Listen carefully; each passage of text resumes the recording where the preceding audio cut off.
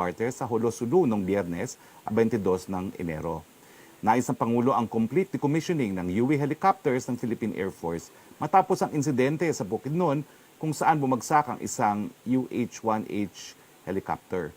Nagpahayag ang Commander-in-Chief na gusto niyang bumili ng 6 hanggang 7 bagong helicopters para sa ating hukbong himpapawid. Kinilala rin ni ng ating mga sundalo at pinarangalan ang 23 sundalo ng Order Flapu-Lapu with the rank of Kamagi. Sinabi rin ng Pangulo na kasama sa unang libreng mababakunahan kontra coronavirus ang pamilya ng mga uniform personnel. Pumunta naman po tayo sa naging pagdinig ng Senado tungkol sa vaccination noong Biyernes. Itong ilan sa mahalagang mga puntong lumabas. Muling inulit po ni Secretary Galvez ang ating COVID-SAR na ang COVID-19 vaccines na bibilhin gagamitin ang pondo ng pamahalaan ay pipiliin ng Vaccine Expert Panel at ang bakuna na magagaling sa vaccine manufacturers na makukuha ng Emergency Use Authorization ang gagamitin para eligible recipients. Hindi normal ang panahon ngayon po, no? Lahat ng bakunang contravirus ay minadali ma-develop. Gayunpaman, sabi ng mga eksperto, mas malaki ang benepisyong makukuha sa bakuna kesa sa abiriyang maitudulot nito. Dagdag pa ng National Task Force ng bakuna ay isa sa publiko matapos pirmahan ang supply agreements. Subject to supply, sabi ni Secretary Galvez na mababakunahan ang lahat ng health workers sa loob ng 1 buwan. At dahil karamihan ng 3rd quarter at 4th quarter ngayong taon, inaasahan ang massive inoculation sa mga ganong panahon at inaasahan matatapos ang pagbabakuna sa 1st quarter ng 2022. Ayon din po sa ating vaccine SAR, kailangan magpasa ng indemnification law na magbibigay tulong sa mga nabakunahan kung sakaling magkaroon ng adverse effects pagkatapos mabakunahan. Ito po ay dahil meron lang po nga tayong emergency use authorization at wala pa pong general use authorization. Pumunta naman po tayo sa balitang IATF. Inaprubahan ng inyong IATF ang rekomendasyon na i-relax ang age-based restrictions sa mga lugar na nasa ilalim ng Modified General Community Quarantine simula 1 ng Pebrero 2021. Ayon sa IATF Resolution No. 5, yung mga nasa below 10 years old at yung mga nasa over 65 years old ay mananatili pa rin sa kanilang mga bahay. Homeliners, kumbaga. Samantala, ang mga lokal na pamahalaan ay hinihiyakat na i-adapt ang parehas na relaxation of age-based restrictions sa mga lugar na nasa ilalim ng General Community Quarantine, gaya po ng Metro Manila at dito po sa Davao Region. Mamaya ay makakasama natin po si DTI Secretary Mon Lopez para ipaliwanag kung bakit ito ang naging desisyon ng IATF. Unanimous naman po ang naging desisyon ng IATF kung saan inaprubahan itong relaxation ng age limitations. Narating vaccination plan for COVID-19 na magsisilbing gabay sa mga vaccination implementers katulad ng LGUs. Ang kahilingan naman po ng Professional Regulation Commission na magsagawa ng licensure examinations para sa professionals na nakaschedule sa Enero hanggang Marso ang taong ito ay inaprubahan din ng inyong IATF. Samantala, inimendahan po ng IATF ang kanilang unang resolution, IATF Resolution No. 2, tungkol sa lahat ng banyagang biyahero na kasama sa travel restrictions dahil sa bagong COVID-19 variants by specifying those exempted, tulang ng foreign nationals na mayroong valid visas, kasama ng mga personnel ng accredited international organizations, at asawa at mga anak na menor de edad ng Filipino citizens na kasama nilang bumiyahe. Dapat kasama po yung Pilipino. At sa general rule, ito po malinaw, bawal pa rin ang lahat ng mga banyaga na manggagaling sa 35 bansang may travel restrictions hanggang katapusan po ng buwan. Sa mga dumating dahil sa medical at emergency cases, pati na medical escorts kung mayroon, ay sasailalim na ngayon sa applicable testing and quarantine protocols as described by the Department of Health. Alam niyo po, ang bagong protocols ay pagdating, PCR. Pag negative, quarantine. Sa pang-5 araw, PCR. Pag negatibo, i-endorso po sila sa kanilang mga LGU kung saan dapat sila ay mag-quarantine pa rin para makumpleto ang 14-day quarantine. Yan po ang buong sa mga darating na mga Pilipino sa mga lugar na merong new variant. Para sa mga detalye, mangyaring bisitahin ang website or Facebook ng Bureau of Immigration. Pagdating naman po sa testing at quarantine protocols para sa mga bansa kung saan mayroong travel restrictions dahil sa new COVID-19 variants, Ang mga pasaherong ito ay itetest pagdating at iko-quarantine hanggang makuha ang resulta ng subsequent test na i-administer sa ikalimang araw. Ngayon po, yung mga itetest sa airport, nakipag-ugnayan na po ang ating gobyerno na ang first test po pwedeng Philippine Red Cross, ang subsequent test yung PAL Testing Center po. Mandatory pa rin po ang 14-day quarantine ha. Kung dati ay absolute base facility, kapag negatibo sa pangalawang swab test, pwede ang lokal na pamalahan na destinasyon ng pasahero ang magmamonitor ng remainder ng 14-day quarantine. Mga LGUs, nako, kinakailangan po natin ng tulong dahil kung hindi makukumpleto ang 14-day quarantine, baka kumalat po itong bagong COVID-19 variant. Makakasama po natin mamaya si DOH Undersecretary Vergere para bigyan detalye ang mga health protocols na ito. Kasama rin na amend po ang sections na may kinalaman sa hotels or accommodation establishments o the Omnibus Guidelines on the Implementation of Community Quarantine in the Philippines na minungkahi ng Department of Tourism. Naglabas ang DOH na isang kautusan, Administrative Order number 2021-0005. Ito ang National Strategic Policy Framework for COVID-19 Vaccine Deployment and Immunization.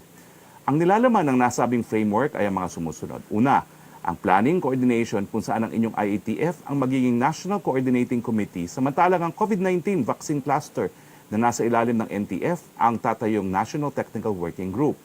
Kasama sa gagawin ng COVID-19 vaccine cluster ang mga sumusunod: scientific evaluation and selection, diplomatic engagement and negotiation, procurement and finance, cold chain and logistics, immunization program, and demand generation and communications. Pangalawa, financing and funding mechanism kung saan ang budget at funding para sa COVID-19 vaccine ay may integrate sa national budgets ng implementing agencies kung kinakailangan.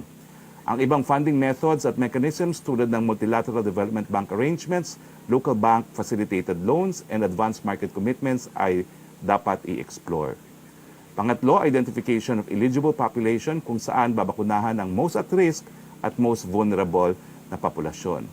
Kabilig dito po ang mga sumusunod, ang mga frontline health workers, ang ating senior citizens, ang indigent population, ang uniformed personnel at ang kanilang kapamilya, persons with comorbidities, and vulnerable population group. Kasama po ako doon. Pang-apat, cold chain supply and healthcare waste management system kung saan kinukonsidera sa cold chain and logistics plan ang mga bakunang nangangailangan ng ultra cold storage temperature, -70. Dalawa lang naman po yung bakuna na kinakailangan ng ultra cold storage, ang Pfizer at ang Moderna. At pagtukoy sa practical interventions tulad ng pagkuha ng logistics service providers para ma-deploy ang UCC equipment at mapabilis ang facilitation ng vaccine transportation. Ito naman po yung mga task groups na napaloob sa administrative order, ang COVID-19 vaccine cluster, ang Task Force on Vaccine Evaluation and Selection, ang Task Group on Diplomatic Engagement and Negotiation, Task Force on COVID-19 Vaccination Procurement and Financing, at ang Task Group on Cold Chain and Logistics Management. Task Group on COVID-19 Immunization Program, Task Group on Demand Generation and Communications, National Immunization Technical Advisory Group, NITAG on COVID-19 vaccines, at National Adverse Effects Following Immunization Committee na pinangungunahan po ng ating suki, Dr. Lulu Bravo. Dito po nagtatapos ang ating presentasyon. Pero bago po tayo pumunta sa mga tanong ng Malacanang Press Corps, pakinggan po natin ang maikling mensahe galing po kay DTI Secretary Mon Lopez. Kasi po ang DTI at ang Economic Cluster ang nag-move para po maamendahan ang age restrictions kung saan ngayon nga po ang 10 hanggang 65 years old ay po pwede nang lumabas. No? At kasama rin po natin si DOH Undersecretary Maria Rosero Vergera para naman po madinig talaga yung mga health protocols, yung bagong health protocols para sa mga Pilipino at mga dayuhan na galing dun sa mga bansang meron ng COVID-19 variant. So, Secretary Lopez, Sir, paki-detali po kung ano yung mga naging argumento ng economic cluster na pinamumunuan po ng DTI at saka ng NEDA na naging basihan para mapayagan na po ang mga 10 hanggang 65 years old na lumabas ng kanilang mga tahanan. Secretary Lopez, the floor is yours. Yusek, Rosette, sa inyo pong lahat, magandang tanghali po. Ito pong discussion sa IATF ay inendorso po ang pagpapaluwag sa restriction, lalo na ho pagdating sa edad. Ibaba ang age restriction from 15 years old to 10 years old, provided kasama ang magulang. Dahil lang una-una po, ang kailangan po talaga ay ma-revive yung recovery ng ating ekonomiya, may stimulate ang demand.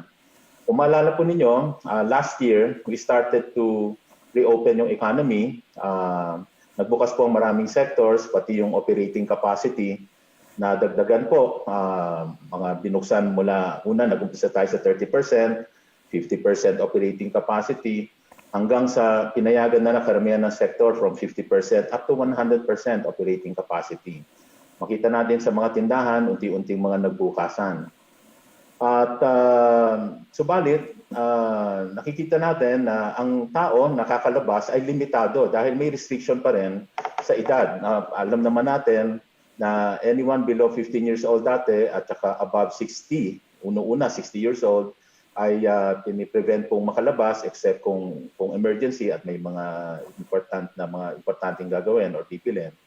Later on, naluwagan po ito to 15 years old up to 65 years old. So very limited pa rin and restricted a major part of the market. Kaya ho, limited pa rin lumalabas at dahil dito, limited pa rin ang mga naging negosyo, ang mga bentahan. If you look at the numbers, gumanda naman po ng kaunti ang mga GDP numbers natin, ang mga unemployment, yung minus 16.5 naging minus 11.5 sa GDP. Ang unemployment lumala from 5% na magandang level natin before pandemic, lumala sa 17.7, bumaba na rin yan sa 10% at bumaba na sa 8.7, pero malayo pa rin doon sa 5%, no? So ilang milyon pa rin ang di nakakabalik sa trabaho. Ang worry natin, pagka tuluyang mahina ang benta ng mga maraming tindahan, ang epekto rin po nito ay magsasara at nanganganib na naman yung displacement, mawalan trabaho ang ating mga workers, ang ating mga kababayan na baka ma-displace. Siyempre, magka-cut ng branches yan. Maraming nag-cut ng branches.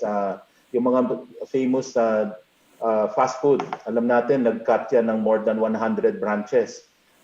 At marami pa nagsasara na branches sa mga tindahan. So, ang panganib po natin, kahit nagre-recover na yung ekonomiya sana, may signs of recovery, malayo pa rin tayo sa pre-COVID levels. And ito naman ang magandang balanse na nakita natin. When we were reopening the economy last year, especially from August to December, makita po natin na gumaganda na, nakakabalik yung benta. Ang numbers po ay coming from 20% nung height ng lockdown, 20% of pre-COVID levels, umaakyat unti-unti hanggang umabot na sila sa 70 to 80% of pre-COVID levels. So, gumaganda na up to November. And yet, ang ating pong COVID cases, kung alala ninyo, dati 4,000 a day, bumababa ho ito sa 2,000 a day. So, it just shows na mukhang natagpuan natin yung magandang mixture, magandang balance na as long as nag-reopen the economy at nagko-comply ang ating mga kababayan, whether sa trabaho or dun sa mga nasa labas po, nagko-comply sa minimum health protocol, ay talaga hong malaking tulong ho sa pagpababa ng COVID cases. So ito po isang magandang, I guess, formula and balancing the economy, yung livelihood, at yung protecting lives. So we believe po na as the numbers continue to improve, remember po na pinospone natin yung mga iba pang easing of restriction dahil nanganganib, sabi natin, worry tayo noong December na baka lumala ang situation, magkaroon ng surge nung Christmas, nung New Year, sa dami ng reunions. Pero nung inobserbahan pa nitong January, may konting surge. Hindi naman po malaking pagsipa ng COVID cases. Kaya ho, it increases naman yung confidence natin na as long as, again, tuloy natin itong compliance to health restriction, I think the economy should be supported naman at unti-unti tayong mag-ease ng restriction. It's about time na after many months of lockdown, ay tayo naman po ay unti-unting magbubukas pa ng ibang sector ng economy. This time around, dito naman po sa demand side, which is yung mga pinapayagang lumabas.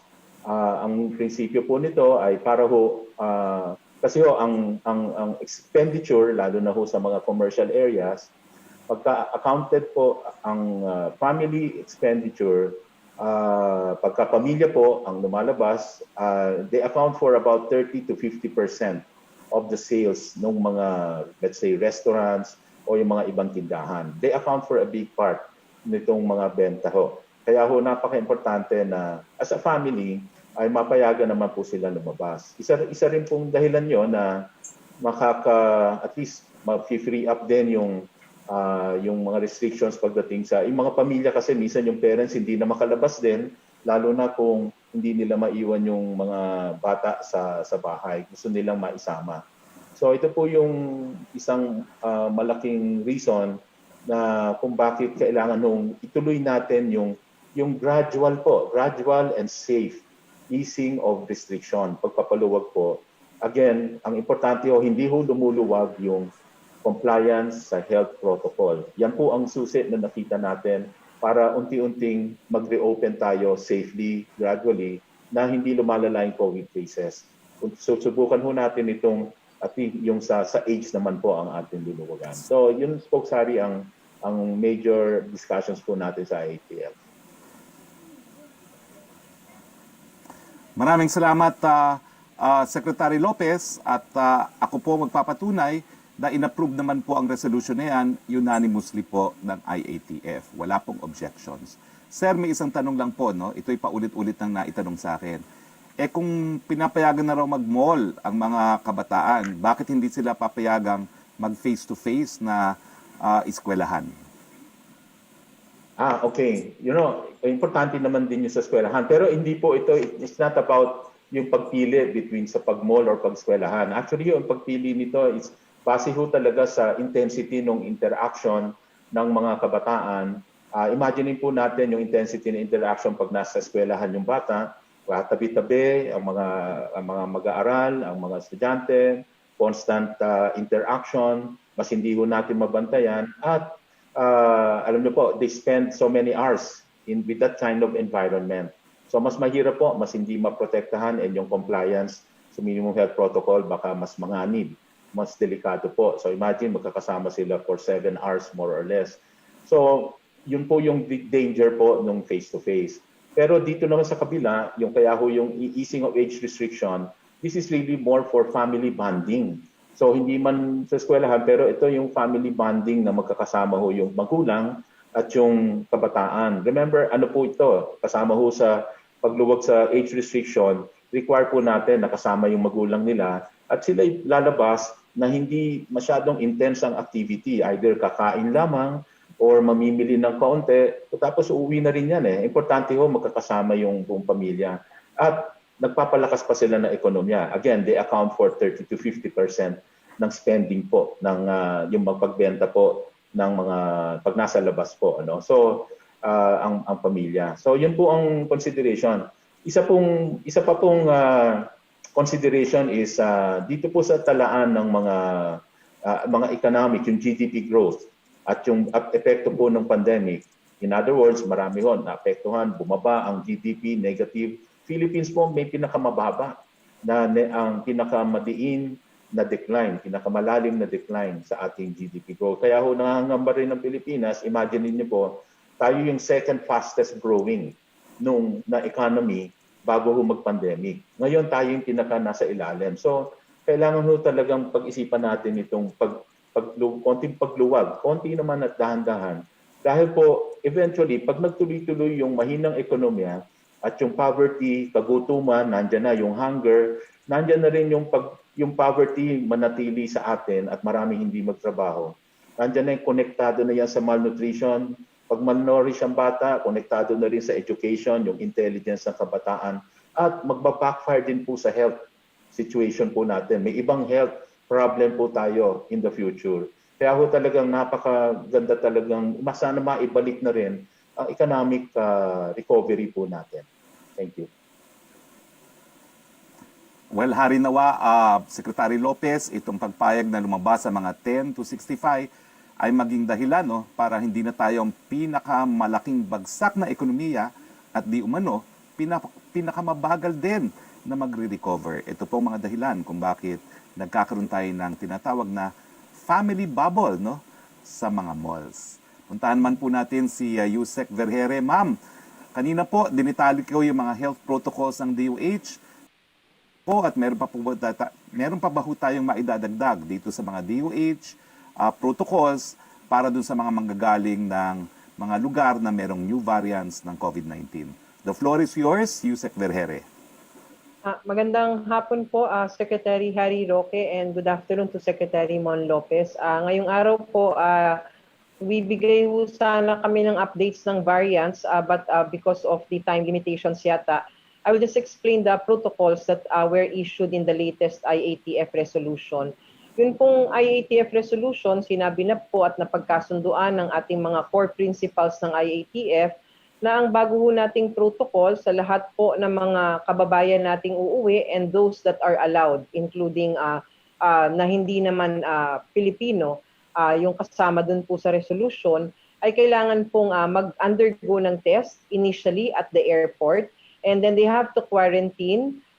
Pagdalabas po nung test na ginawang yon, whatever the results would be, if they are positive, they are transferred to an isolation facility. If they are negative, they continue to do the quarantine, and on the 5th day of the quarantine period, they get to be tested again. Kapag sila po ay positibo, dun sa 5th day na yon, ita-transfer sa isolation facility.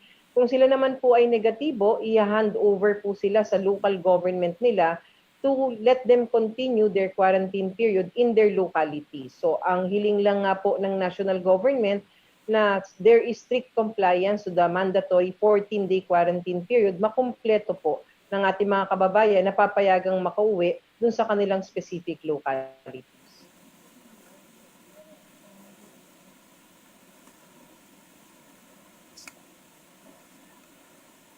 Wala rin talaga. Ma'am, naputol po kayo? Okay. Yes, sir. Anyway, ma'am, I think we have time naman, no? Ano po yung bagong update ninyo tungkol din sa COVID-19 new variant? Yes, sir. Gusto lang ho namin magpakita ng update sa contact tracing na naisagawa na para dito sa variants. Can we have the slides, please? Yes, ma'am. Thank you po, Secretary. Mabilis lang po. Next slide, please. So for the 1,154 samples sequenced from the latest run sa Philippine Genome Center, yung last week po, we were able to identify, as you all know, 16 additional cases with the B.1.1.7 variant or the UK variant. This is aside from the case that we have from Dubai, bringing the total to 17. These 16 additional cases were 2 returning overseas Filipinos from Lebanon on the same flight, 13 from the Cordillera Administrative Region, and a case from Calamba City, Laguna. Next slide, please. First, our 2 returning overseas Filipinos are females aged 47 and 64. They arrived in Manila from Lebanon via PAL PR 8661 last December 29. They were tested and quarantined. When their results came back positive, they were placed in a facility for isolation. They have finished the mandated isolation and were discharged last January 9 and 13 respectively. 1 returning overseas Filipino went home to Leon, Iloilo. The other ROF went home to Binangonan, Rizal as indicated in her details, but we are still verifying this. Next slide, please. The other 14 cases were traced to 3 different municipalities. First are 12 cases from Bontoc Mountain Province. 7 were males. There were 3 aged less than 18 years old and 3 aged more than 60 years old. 11 came from just 1 barangay. The earliest date of illness among all of these cases was on December 31. 3 remain admitted while others have completed their isolation. We also have a 22-year-old male from La Trinidad, Benguet, who was tested last January 7. He is asymptomatic and remains to be isolated in a Benguet temporary treatment and monitoring facility. The last is a 23-year-old who was tested last December 10 and had already been discharged from isolation. He is from Region 4A and we are following up on his contact details and the other contacts that he had been with. So take note that based on the latest available data, our case from Calamba City is not linked to cases from La Trinidad or Bontoc. We are still verifying if there is a link between the La Trinidad case to the Bontoc cases. Next slide. So in this table, we would like to show the contact tracing done by the local government officials together with the DOH of the 12 cases of this UK variant. They identified 144 close contacts for these 12 cases. We can see in this table that our UK variant cases were linked to each other and their exposure occurred at their household, in workplaces, and in public places in the community. 8 of the UK variant cases were identified as close contacts of the 4 other UK variant cases.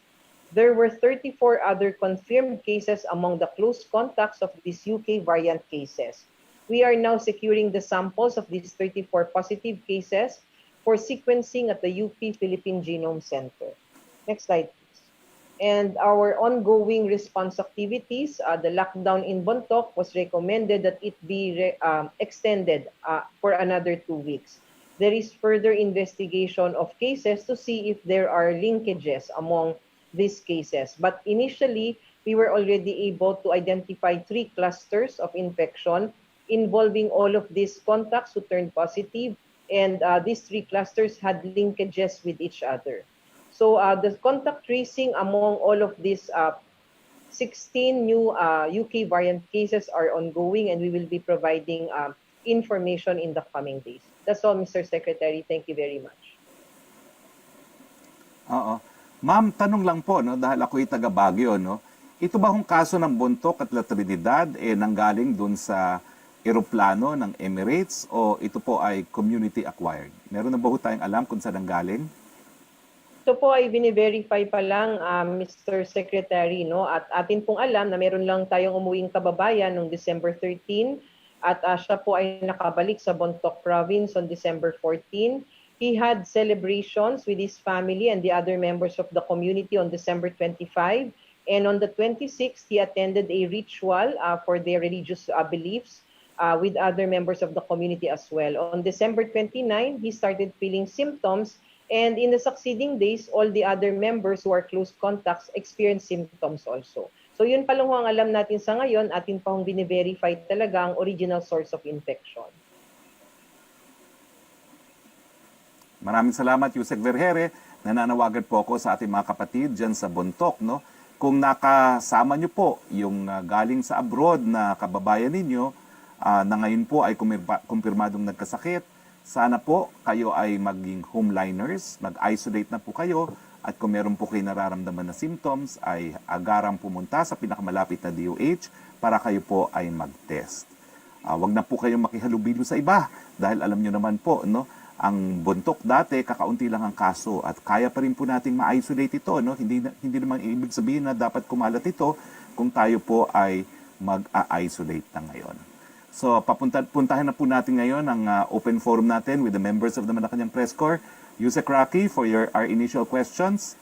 And of course, si Secretary Lopez and Yusek Vergere are with us for the open forum. Yusek Roque, please. Yes, thank you, Secretary Roque. Good afternoon, Secretary Lopez and Yusek Vergere. Question from Celerina Monte of Manila Shimbun.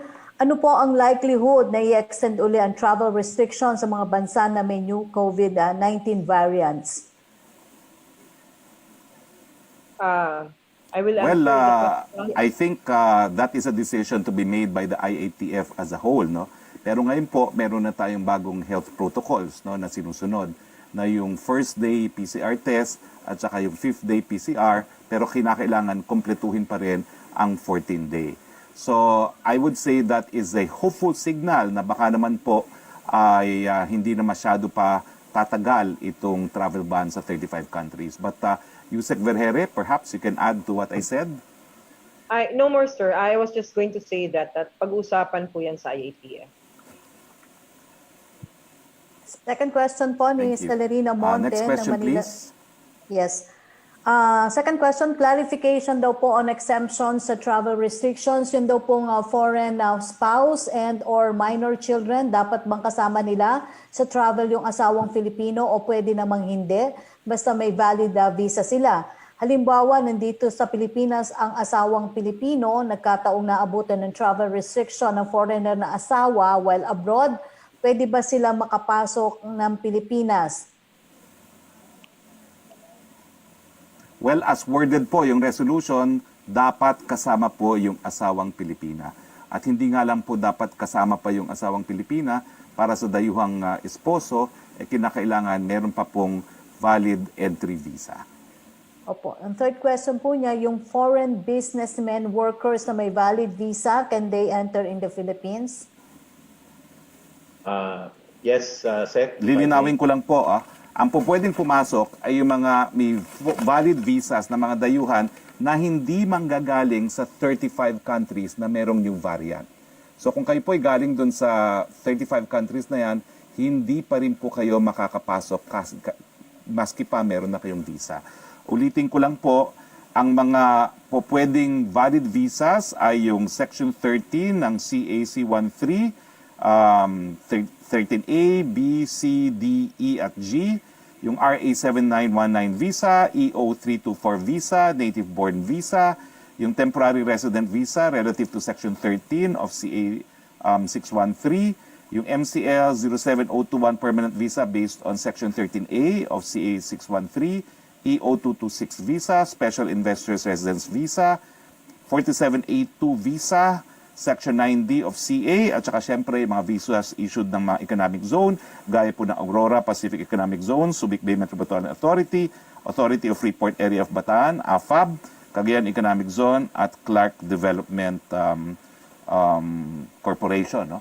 Pero kinakailangan po hindi kayo manggagaling sa 35 countries na mayroong new variant at hindi pa rin po allowed ang mga dayuhang turista. Opo. Secretary Lopez, yun daw pong foreign businessmen, workers na may valid visa, can they enter in the Philippines?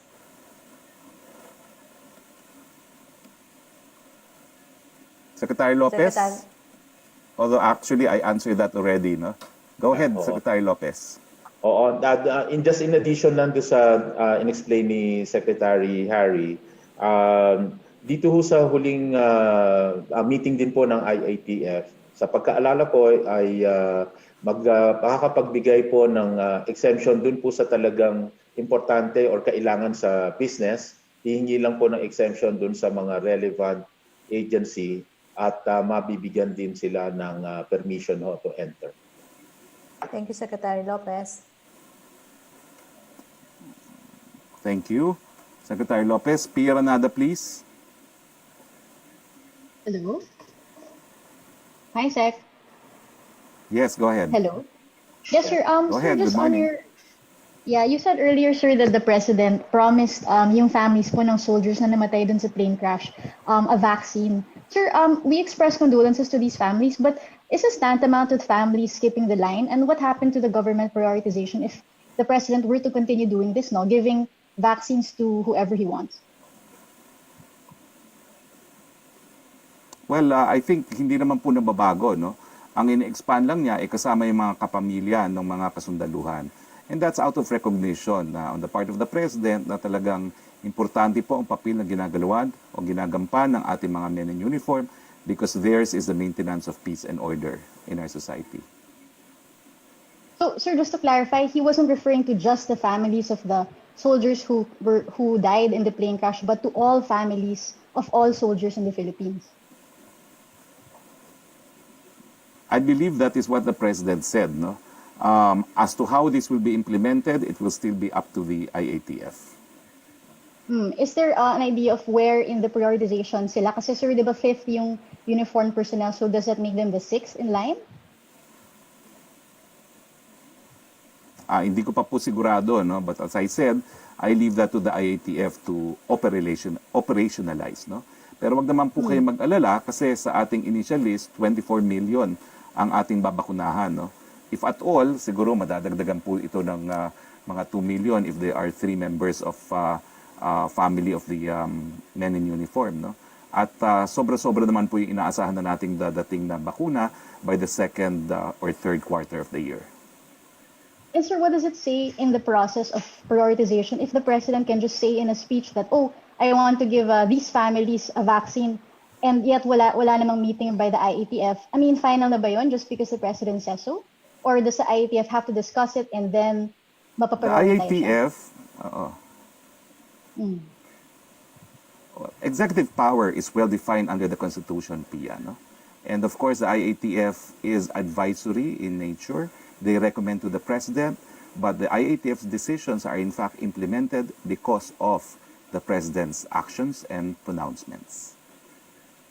So, sir, does the IATF agree that families of soldiers who, many of them may not have comorbidities, many of them may not be elderly or even in poverty, do they deserve more prioritization, say, than people who have comorbidities or others? I don't think I need to answer that kasi nasagot ko na po, no? It is IATF that will operationalize what the President said. So antayin po muna natin ang sasabihin ng IATF. Lastly na lang, sir, for you, and then I hope I can ask si Secretary Okay, Mon. thank you very much, Pia. You've already asked 5 questions, Pia. I'm so sorry, no? Siguro No, mamaya po, Secretary kung may Lopez. panahon pa tayo for second round. But back to you, Secretary, please. Yes, thank you, Secretary Roque. A question from Rose Novenario of Hataw. For Secretary Roque and Secretary Lopez, ano daw po ang mga hakbang na gagawin ng gobyerno upang maibsan ang kalbaryo ng publiko sa tataas na presyo ng mga bilihin? May napanagot na bang mga mapagsamantalang kapitalista? Well, dalawa po yung sangay ng ating gobyerno na nagpapatupad po ng mga hakbang na ginagawa ng gobyerno para mapababa ang mga presyo ng bilihin. Sa pagdating po sa pagkain, ang DA po, nung huling pag-briefing natin, napakahaba po ng mga gagawin nila. Kasama na po dyan yung pagmamonitor at pagpapa-implement ng suggested retail price, yung pag-aangkat ng mga lalong-lalo na ng baboy galing po sa Visayas at Mindanao, yung papalawig po nung tinatawag nating importations covered by MVP, yung mga kadiwa centers, yan po ilan sa mga hakbang na gagawin. But perhaps, Yusek Lopez, on the part of your department, ano po yung mga hakbang na gagawin nyo para mapababa ang presyo ng mga bilihin? Tama, if I may add, Harry, tama po yun. Ang importante ho kasi this is really a matter of supply and demand pagdating ho sa mga agricultural products covered by DA. So it's really important na talagang madagdagan yung supply na nasa market, nasa palengke po, no? Kaya ho ang DA as reported ay marami pong mga hakbangin para talagang madagdagan yung supply, lalo na itong produkto ng hogs or pork products na talagang nagkulang dahil nga po sa sakit ng ASF na last year pa at nung isang taon pa nagsimula na. At nabalitaan ninyo yung pag-increase ng importation plans nila para lang makadagdag sa supply locally. At ganun din po yung mga tinamaan ng bagyo na apektuhan din yung supply. Maliban dyan, ang nagkasunduan po ang DA, DTI magtutulungan sa pag-monitor ng presyo at kasama rin po ang MMDA, lalo na dito po sa Metro Manila rin, ang mga Metro Manila mayors, na magtulungan pagdating ho sa monitor at pakikipag-usap doon sa supply chain nitong mga nasa palengke na produkto. In other words, kakausapin po diyan ay yung mga nasa market master, yung namamahala ng mga bawat palengke, yung mga biyahero na nagpapasok ng produkto, at yung mga nagsusupply naman mula sa farm gate. At kasama na yung traders in between. So, isa rin pong palalakasin yung Local Price Coordinating Council sa pamamagitan po nung itong mga DA, DTI at mga LGUs, kasama po ang DILG. Another move po is that we will in fact have a meeting later on yung Economic Intelligence Group din para ho makasama rin natin ng mga ibang sangay ng gobyerno that can really look beyond yung what we see in the market. In other words, intelligence work when it comes to the activities between the farm gate at saka yung sa palengke, yung mga traders in between, yung warehouse, yung mga nag-iimbak dyan, na mga nagpipigil ng supply para tumaas ang presyo, yan po ang susunod na pagtutuunan ng pansin. Opo. Question from Evelyn Salamat, Quiroz. Yusek. Salamat, Secretary Lopez. Next question, please. From Secretary Roque, from Evelyn Quiroz of Filipino Mirror. For Secretary Roque, you were quoted to have said that if you could choose, you would get vaccinated with the vaccines developed by Chinese firms. Would you care to expound on your preference? Personal na decision lang po yan, no? Kasi nakausap na po natin si Dr. Lulu Bravo. Nakausap na natin si Dr. Solante. Ang sabi po nila, as far as the platform is concerned, yung inactivated daw po, yung patay na virus, ay ginagamit na for the past 260 years. No? So sa tingin ko po, I would feel comfortable na yung platform na ginagamit ng ibabakuna sa akin ay tried and tested for 260 years. Pero ulitin ko po, lahat ng bakuna na mabibigyan ng EUA, meron pong opinyon, hindi lang po isa, hindi lang dalawa, kundi 3 mga grupo na ekspertong nagsasabi, ligtas yan at epektibo. Question for Secretary Ramon Lopez from Evelyn Quiroz pa rin po. The Department of Trade and Industry said it would push for a shift to the more relaxed modified general community quarantine o MGCQ for Metro Manila by February if the trend in COVID-19 cases improves. Given the rising numbers of COVID cases, are you still recommending a shift from a GCQ to MGCQ? Sinabi naman po natin na titingnan natin yung mga numero. Yan naman hong pag-change ng classification, nababase naman sa mga data na nire-review po ng IATF. At sinabi ko po na kung gaganda, patuloy na pagganda, kasi kung titingnan natin yung comparison, hindi lamang nung itong December, January, kung hindi compared to where we came from, no? Yung 4,000 a day, ngayon ay kung nagto-2,000 tayo or even below 2,000 a day, dapat i-consider natin yung unti-unting pagbubukas. Subalit kung akong tatanungin nyo rin, even at GCQ at tayo naman ay nagluluwag sa merkado, yung sinabi nating easing of age restriction, at yung mga sektor naman inaalaw natin mag-operate, I tingin ko po ay nakakatulong na rin po sa ekonomiya yon. Makakatulong din po yan sa pagbangon ng ating ekonomiya. Ang importante po talaga ngayon, risk management. Yung mag-aalaw tayo ng konting risk pero kalkulado. At kung based on trending naman na explain natin kanina, sa pag-reopen natin nung nakaraan na taon, ay bumababa yung COVID cases generally speaking from August to December. Ibig sabihin, we're doing the right thing. Nandyan po yung tamang formula natin na dahan-dahang pagbubukas para talagang unti-unting magbalik ang ating sigla ng ating ekonomiya na napakalakas po dati. So yun po yung, at saka tayo po sa IATF, ayaw naman nating magkaroon ng surge. At unang-una rin po tayo, may mga systems alert tayo na pagka may surge ay talagang pwede naman nating baguhin yung restriction level. Kaya ayaw rin naman nating magkaroon ng surge na magkakaroon ng malawakang lockdown. I think yung granular lockdown na approach natin is really working for us at generally working on continuous easing of restriction. Opo. Last question po ni Evelyn Quiroz para po kay Yusek Berhere. The Department of Health reported 1,949 new COVID-19 cases yesterday, bringing the total number of confirmed cases in the country to 513,619. Given the rising numbers of COVID cases, will the Department of Health now recommend a total lockdown? Thank you, Yusek Roque. No? So katulad po Yusek ng Berhere. sinabi ni Secretary Mon Lopez, tayo po, yes? Can you hear me, sir? Yes, go ahead, ma'am. Yusek Roque, Go ahead, can please. you hear The me? floor is yours. Yes, thank you, Secretary. Katulad po ng sinabi ni Secretary Mon Lopez, tayo po ay may pinagbabasihan kung bakit at saka kailan nagdedesisyon ng ating IATF para tayo ay magkaroon ng lockdown. Ang lagi pong sinasabi ng mga eksperto and based on evidence, a specific area cannot remain to be in lockdown forever because there are a lot of repercussions. So tayo po binabase natin sa healthcare utilization rate at sa numero ng kaso.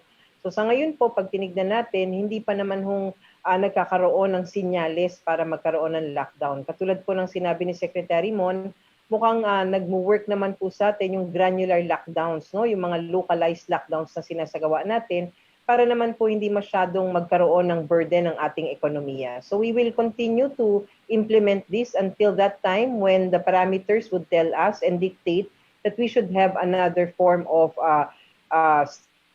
strict restrictions.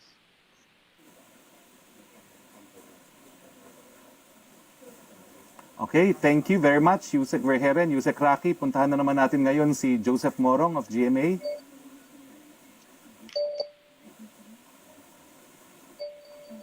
Hala ko si Trish pa. Hello, sir. Go ahead, Hello, sir. Joseph. Yeah, akala ko si Trish pa. Hi, sir. Good afternoon. Good afternoon, Secretary Mon, tsaka Yusek Verhere.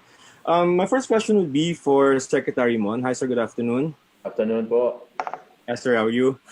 Good. Sir, yun pong, in the past, no, when you were discussing reopening the economy, you always said that yung center of activity, I think Secretary Dominguez also mentioned, yung center of activity natin, economic activity would be NCR and Calabarzon. Yun po bang pag-relax ng age restrictions, mas makakatulong in reopening the economy sa NCR at saka sa Calabarzon? Meaning, kaya ba yan, sir, sa NCR and Calabarzon?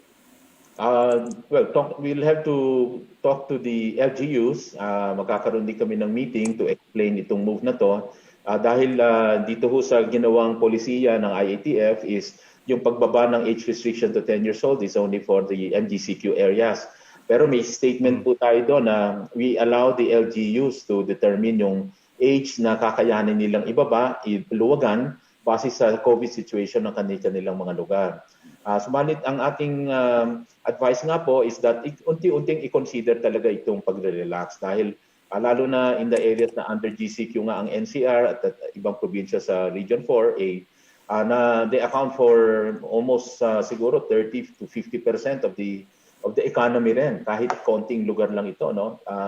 Kaya ho napaka-importante rin na pati dito ay medyo luwagan ng konti. You know, sabi ko nga last year we were doing it right parang yung unti-unting pagre-relax na as long as compliant ang taong bayan. Kahit anong age yan, kahit anong community classification to me. Ano po yan? Safe po, unti-unting lumalabas, safe po, basta ho mag-comply dyan. So at saka walang physical distancing. At in fact, pag nasa mga commercial centers, mas nababantayan pa sila kasi may mga health marshals ngayon dyan na nagpapaalala na may distancing dapat, magkakalayo, etc. So, kung titingnan natin, mas mamomonitor sila pag nasa ganyang lugar. No? So, kaya ho talagang dapat i-consider naman itong mga ganitong pagluluwag dahil kung gumaganda naman yung numero natin. So, yun naman ang sa atin dyan para talagang progressive din tayo at makabangon kaagad. Sir, in other words, if it were up to the DTI, you'd want the Metro Manila mayors to also relax their age restrictions? Ay, opo, siyempre po. Of course, at saka yung mindset po na talagang, and talking to the mayor, sila rin po may mindset na sinasabi nila, gusto rin nilang makabangon ekonomiya dahil tumatama rin sa kanila to in terms of tax revenues ng mga businesses doon sa kanilang mga lugar. So ngayon, nararamdaman po nila na napakaliit ng revenues dahil nga po sa maraming nagsara at mga nag-lockdown. So hindi naman talaga uubra na hindi na tayo gagalaw dito. Kaya ho talagang unti-unti ho talagang pinag-aaralan naman yan. At nag-closely and jointly ho tayo dyan, working with the LGUs, lalo na po dito sa mga Metro Manila mayors na ka-meeting ho natin madalas. Did I get you correctly? Gusto rin nila, sir. And then, nung pong nag-decide kayo ng Friday, excuse me, I don't want to speak for them, Joseph. Okay. I'm not saying na gusto rin nila. Ang sinasabi ko, in mindset din po, gusto rin nilang magkaroon ng economic recovery. Pero syempre, on the other hand, binabalanse nila, worried din sila na ayaw nilang biglang ma-challenge yung systems, health system capacity or biglang dumami uli yung cases. Kaya ho talagang binabalanse ho nila yon. Yun naman ang sinasabi sa amin. Hindi naman po sila na against sa easing restriction per se, no? Baga gusto lang ho talaga nilang mag-ingat. Sir, nung nag-decide kayo ng Friday, yung UK variant is already found in the Philippines. Hindi po ba tayo nag-worry about it? Opo, again, with the compliance to the health protocol, yun ho ang belief natin na kung maingat po at saka if this is something that will promote family bonding, makalabas na yung mga and the social aspect, social development aspect ng mga kabataan together with the parents, family bonding na rin. Parang tingin natin may worth it subukan itong easing of restriction carefully as long again compliant. Kasi na-prove natin in the past that with reopening, hindi naman nag-surge. Yun ang inaano natin. Na with reopening, hindi po automatic nagse-search yung kaso. Again, basta ho compliant to the health protocol. All right. Sir, can I go to Yusek Vergere, please? Ma'am, pasensya na medyo compound question, no? Given the characteristics po of the UK variant, we have cases as far north as Bundok and then as far south as probably Calamba. Ang ibig po ba niyang sabihin ay kumakalat yung UK variant sa ating bansa? At ano pong magiging epekto niyan given the characteristics of the UK variant pag pinalabas po natin yung 10 to 15 na population? And if you can mention, Secretary Lopez, Yusek Vergere, ilan ba yung 10 to 15 na yan in terms of population number? Well, at first, I'd like to say na wala tayong definite ngayon. Katulad ng sinasabi namin, pinag-aaralan natin maigi. Kung matatandaan po natin, ito pong huling batch ng samples natin, we're mostly coming from the Cordillera Administrative Region because initially we did convenience sampling. It was not really getting from all regions, but only those who were able to submit to us. And fortunately enough, the Cordillera Administrative Region through Baguio Medical Center, they have this biobanking. So their old specimens who were positive were also sent to us. That's why we were able to detect this positive individuals for the variant. So it doesn't really say na we cannot say that it is already conclusive that the variants are here and existing just because we got one from the south and from the north. We still need further evidence, and that is what we are going to get because for this coming run, we were able to get samples across the region. So we will be able to determine if really based from how we have collected these specimens now, which is more rational and equally distributed, we will see if there are existing variants across the country. Now, how it's going to affect, actually, when we talk about the variants, wala po siyang pinipili na age. Wala rin pong nabago sa kanyang mode of transmission, although we know that the younger age group are part of the vulnerable group.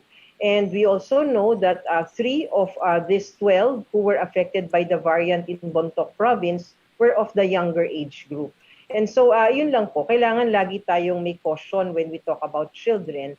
So we are trying to encourage local governments and of course our public na kailangan talaga po yung compliance to minimum public health standards. And if this is just really for the MGCQ areas, but for the higher risk classification naman po, pag-uusapan pa ng local chief executives if appropriate sa kanilang area or not. Again, we go back to the authority of local governments to implement these kind of protocols. But from a management perspective, ma'am, hindi ba tayo mahihirapan na i-control yung pandemic if we have more people outside, especially in GCQ areas? Well, that is the case, no? Kasama yan sa mga factors na laging tinitignan. Pag-uusapan po yan sa IATF. But again, we say that IATF core principles would be deliberating on this based from the evidences at hand. So, antayin po natin ang pag-uusap ng IATF. All right. Secretary Roque, can I go to you? Just one quick question. Yes, please. Hi, sir. Good afternoon. Sir, I understand may speech si Presidente tonight, but we're also ending at least yung community quarantine classification next week. I mean, Sunday. So do we expect a Friday announcement from the President? And yun po bang yung age relaxation, sir, is that set in stone or can the President or will he revert to 15 years old? Well, wala pa po tayong nalalaman tungkol dyan because we cannot, of course, second-guess the President. No? Pero para sa mga quarantine classification, ang alam ko po, hindi pa kami nagmi-meeting sa IATF tungkol dito, pero hindi naman po problema yan no? Because we can always meet and we can always announce the recommendation with the permission of the President. No? Gaya nung nangyari po nung minsan na talagang subject to appeal pa, inanunsyo ng Presidente. So, hindi naman po problema yan.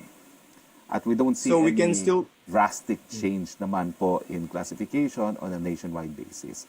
Patuloy po yung Alright. ginagawa natin na if there will be changes in classification, it will be localized. But will he revert to 15 years old, if ever? I don't know po because I cannot second guess po kung anong sasabihin mamaya ng ating presidente. All right, sir. Thank you for your time. Secretary Mon, Yusek Vergara, thank you for your time po. Thank you. Just to add, Joseph, we have to recognize yung achievement ng ating taong bayan. Bagamat marami pa po tayong kaso, we have gone down from number 19 to 20 worldwide in terms of cases. We have remained for the past weeks to be number 32 worldwide. Sana po magpatuloy at sana po bumaba pa ang mga kaso ng sa susunod na mga darating na araw. Baka umabot pa tayo ng 50, no? Sana po. Okay, back to you, Secretary. Great. Secretary Roque, salamat po. Question from Chris Jose ng Remate Online. Para po kay Spokes Roque and Secretary Lopez daw po, reaction po sa rekomendasyon ng Department of Agriculture kay Pangulong Duterte na magpatupad ng 270 pesos hanggang 300 na price free sa mga karne ng baboy sa merkado. Ito'y kasunod na rin po ng pagsirit ng presyo nito dahil sa African swine fever. Well, sa akin po, that is a recommendation made by the President, and I trust the President will make the right decision.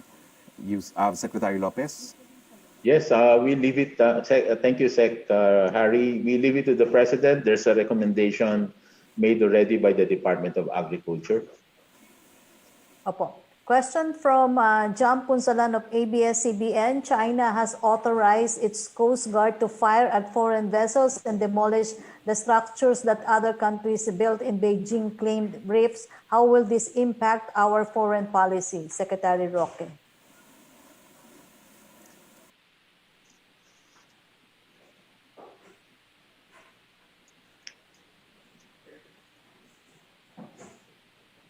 Secretary Roque? Naghang yata, hindi gumagalaw. Okay. Secretary Roque, can you hear me?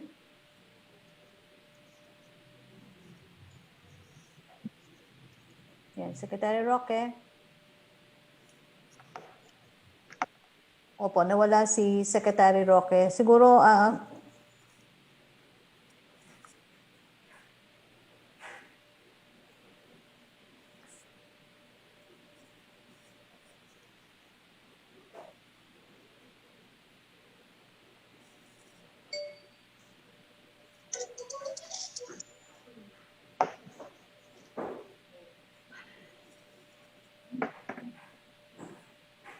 yan.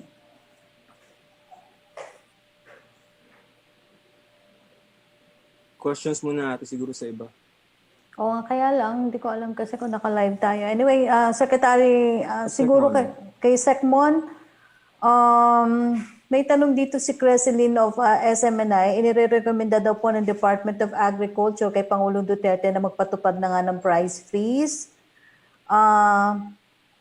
sa karning baboy at manok, pero kasunod ng pagtaas ng presyo nito, ayan, I think nandiyan na po si Secretary Roque ba? Okay. Thank you, Opo, Yusek Roque.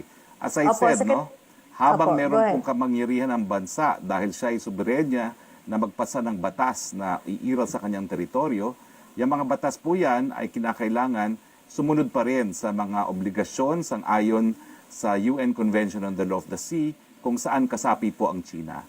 At under international law po, general international law, yung paggamit po ng dahas ay generally prohibited except for two well-defined exceptions by way of self-defense at kinakailangan po merong sending of armed troops into the territory of China at kinakailangan ng paggamit po ng dahas ay necessary at proportional at when authorized by the UN Security Council. Sana po walang gagawin ng kahit anong bansa dito sa usaping West Philippine Sea na magpapalala pa po ng sitwasyon. At ang deklarasyon po ng ating presidente, tapusin na po natin yung Code of Conduct at lahat po sana ng mga claimants sa West Philippine Sea ay sumunod doon sa Code of Conduct.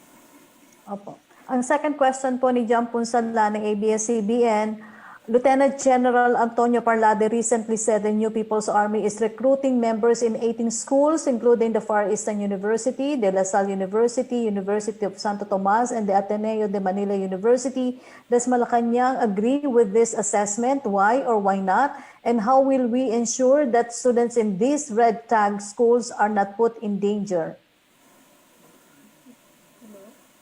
Jam, I suggest you ask General Parlade because siya nagdeklara dyan. We have Thank no you, access to Secretary. information to confirm or deny what he said. Better get the opinion of General Parlade. Thank you, Secretary. Okay, punta tayo kay Trisha. Trisha, please. Trish of CNN. Hi, sir.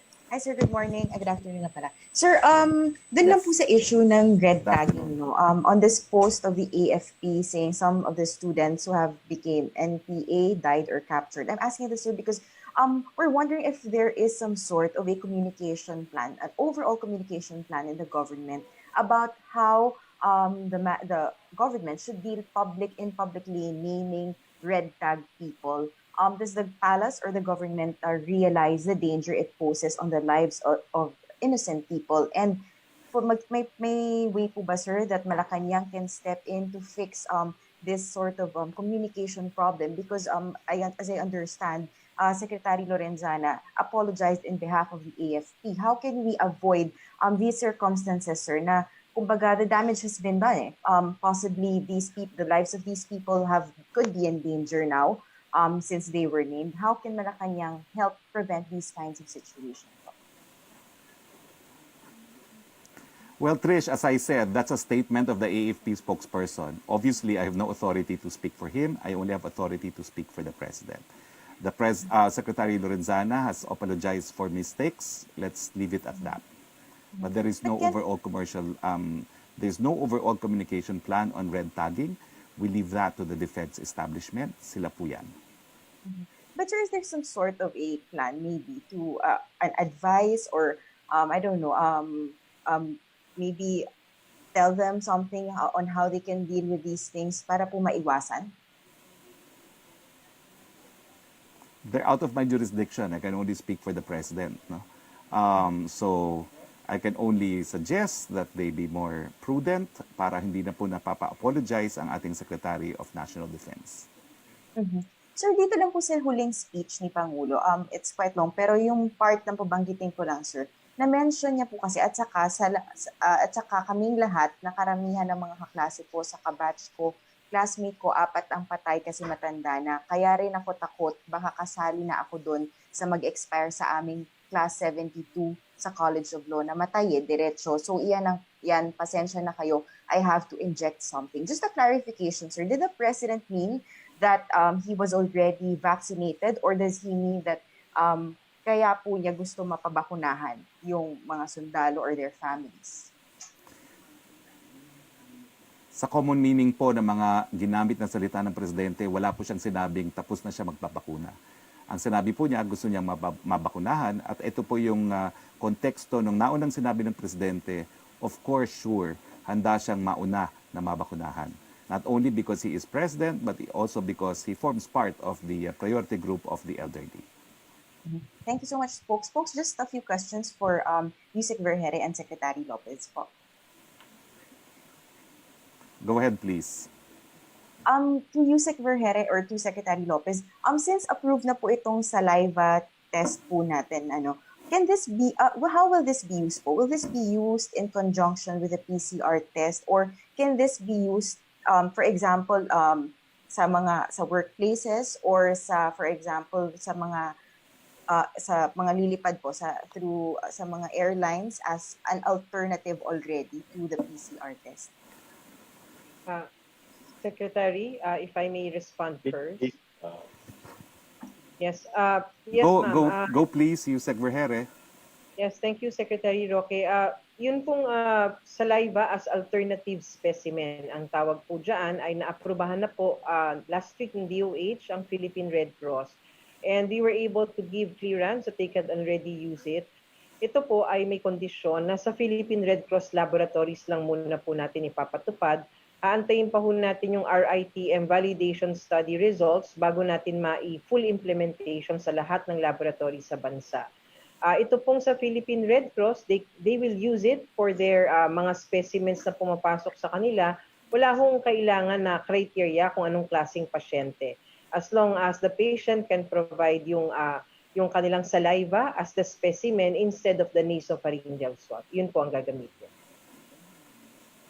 So, in what context lang po siya pwedeng gamitin as proof that you are COVID negative? Well, I cannot hear na. yes, ma'am.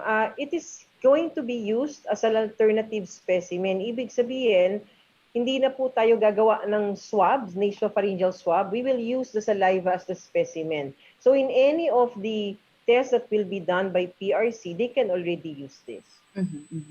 Ma'am, doon lang po sa quarantine, so para lang po malinaw, kasi medyo narito po kami nung nakaraan. Ibig sabihin po, after ng 5th day, ito turn over po sila sa LGU. And pagdating po ba sa LGU, do they have to stay in another quarantine-based facility within the LGU, or can they continue their quarantine, 14-day quarantine at home?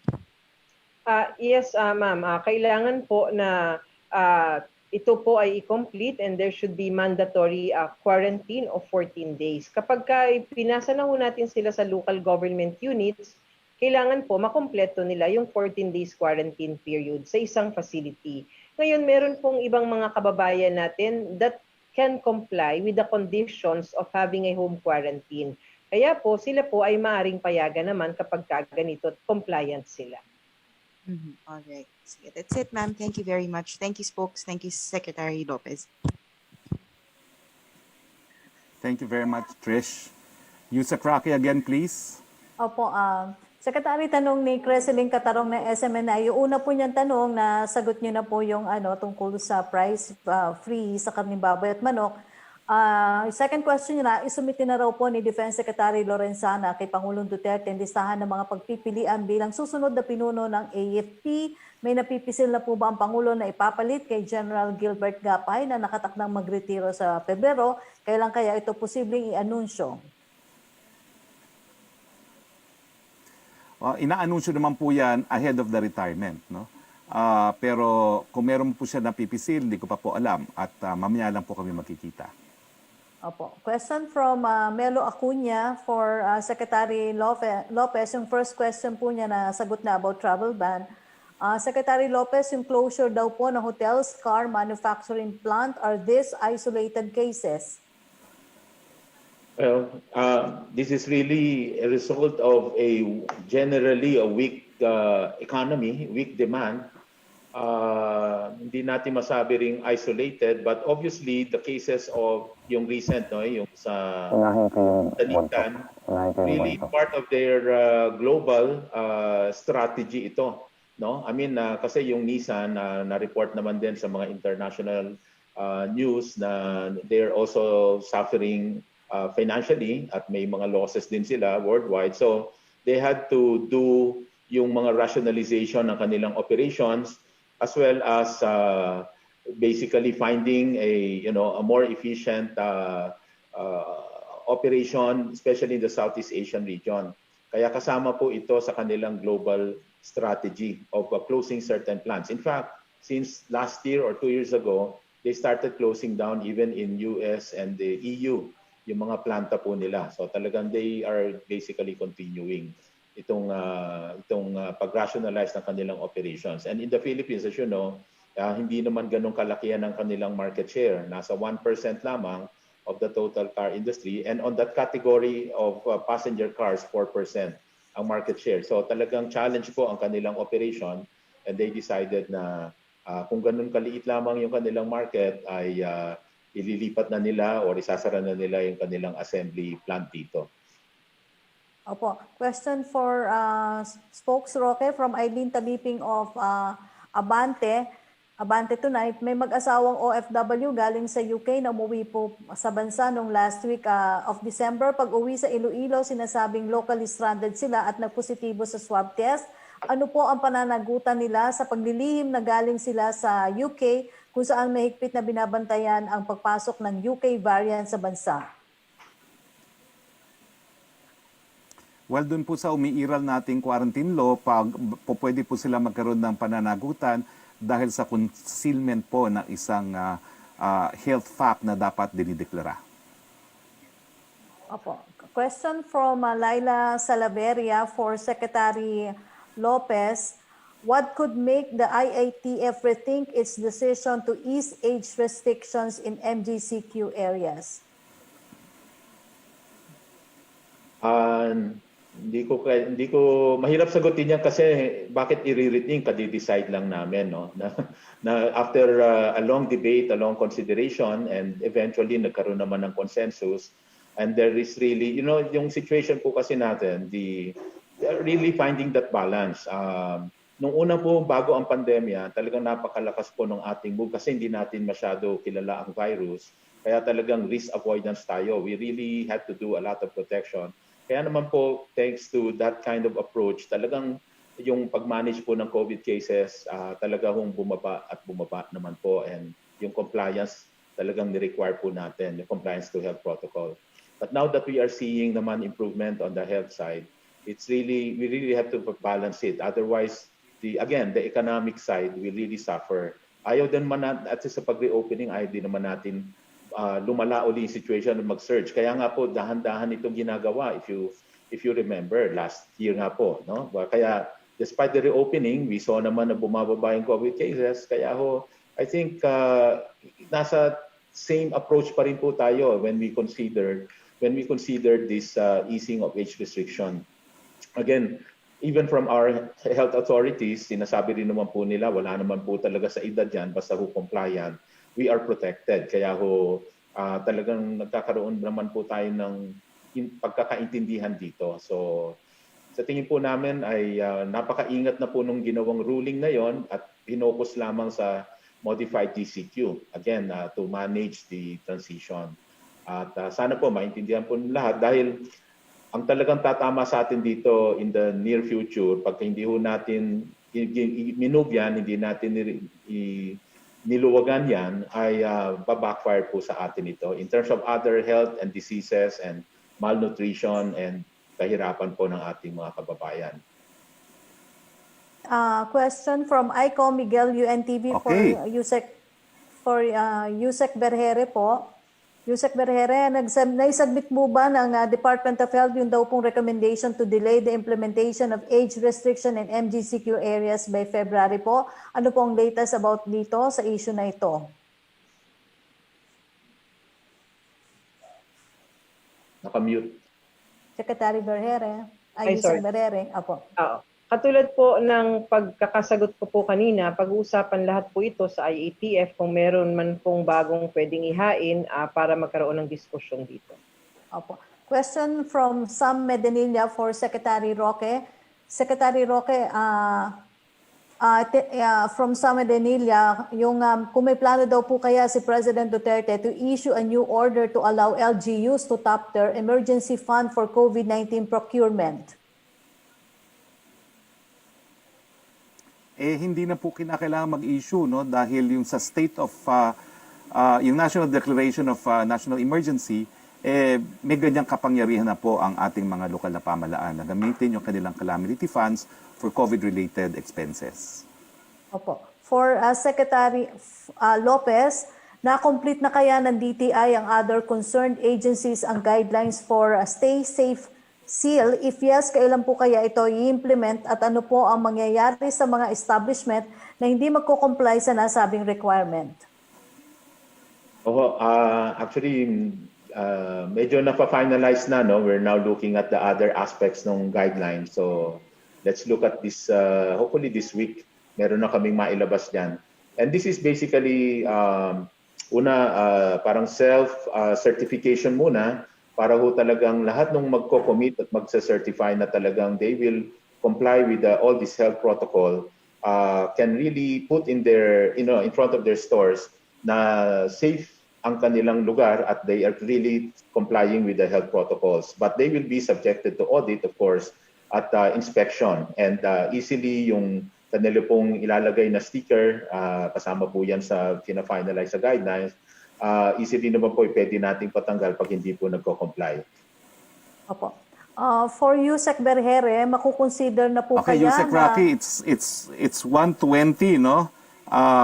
Way beyond our press briefing time. Marami pa bang tanong yan? Kasi kung marami, meron din naman tayong press briefing bukas. Yes, Secretary, marami-rami pa pong tanong to. For, No? marami-rami po, pero babasahin ko lang po ng mabilis. For Yusek Berhere po, kung may kukonsider daw po kayang super spreaded event yung incident sa Bontoc. Hindi pa po natin masasagot sa ngayon, no? Katulad ng sabi namin, kami po ay nagbe-verify pa at nag-further investigate. We will be informing the public soon. Opo, Secretary Roque, tanong mula kay Rose Novenario, Palace reaction please on graphic posted on social media by the City of Batak Police Station that under the controversial Anti-Terrorism Act protesting, helping, relief drives that aren't state-sanctioned or even retweeting memes can be grounds to classify someone as a terrorist. Ay, malinaw po ang batas tungkol dyan, no?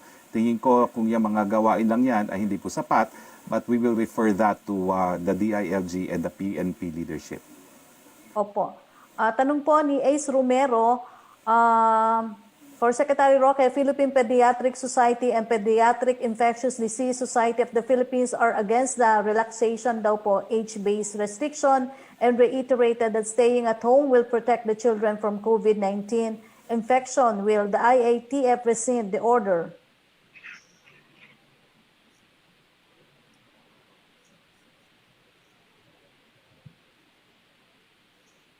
Secretary Roque? Habang nawala si Secretary Roque. Opo. Secretary, Oo, opo. Yes, Secretary Lopez. So naintindihan natin yung position naman ng grupo po ng mga health expert at kinonsider din po yan. But again, in the IATF, we consider also the threats to economy, threats to security na pwedeng maapektuhan din sa pagtuloy-tuloy na paghihirap ng ating bansa at maraming maghihirap, magugutom. So lahat po yan in the context of risk management. Kaya nga po inuulit natin na in this pandemic talagang lahat naman po kino-consider, lahat ng aspeto.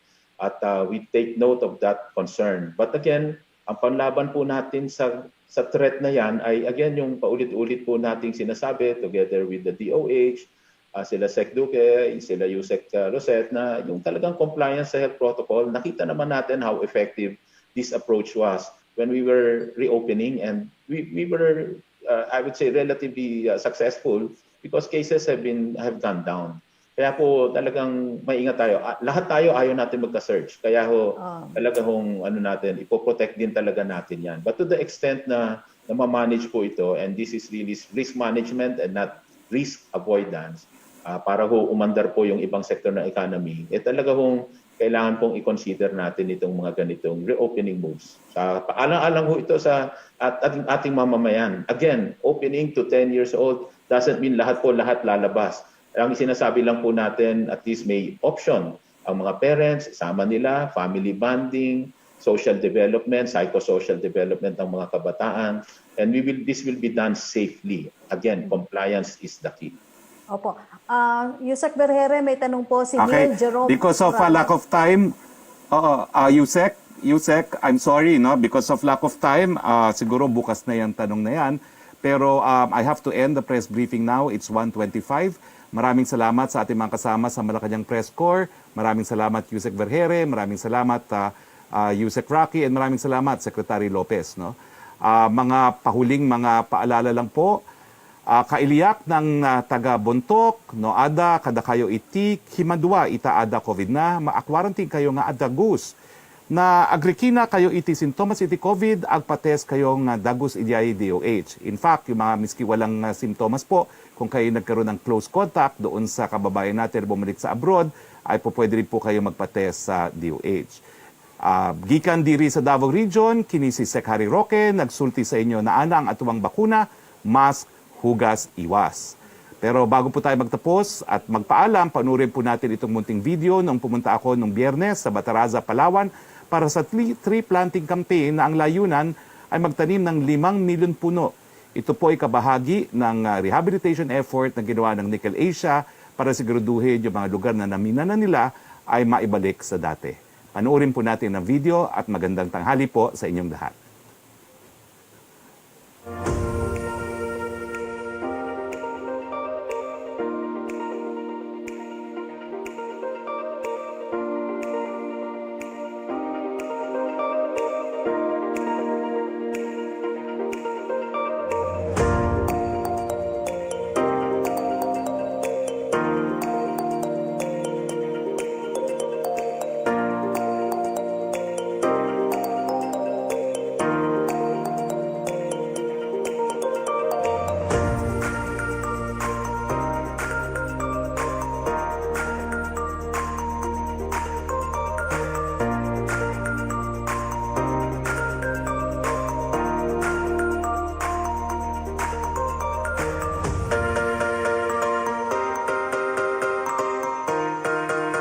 Talagang sumasali kami to help our environment.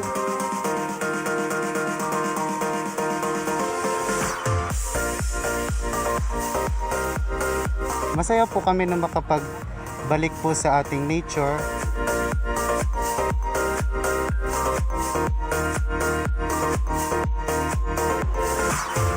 Unang-una ako isang genuine plantito. So nagagalak ako, sana lahat ng Pilipino magtanim na rin ng puno.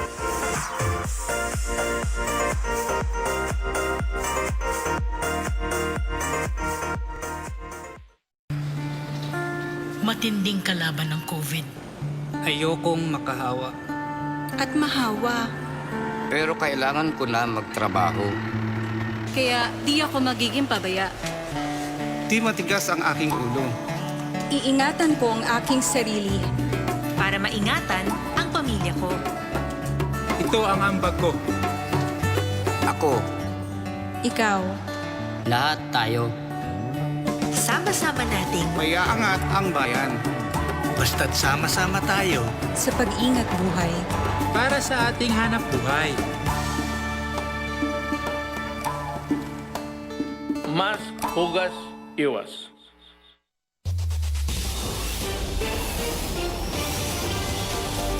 Nagbabalik ang PTV Balita ngayon. Isinusulong sa Kamara ang panukalang naglalayong magkaroon ng plasma bank sa lahat ng pampubliko at pribadong ospital. Sa House Bill number 8339 ni Camarines Sur 2nd District Representative Luis Raymond Villaperte Jr., binigyan din ito ang pagdodonate at koleksyon ng plasma para sa COVID-19 patients. Naniniwala ang mamabatas na makatutulong ang convalescent plasma bilang treatment habang hinihintay ang bakuna laban sa virus. Dapat din anya na masiguro na lahat ng blood products ay maayos na malalagyan ng label at dumaan sa masusing pagsusuri batay sa pinatutupad na health guidelines.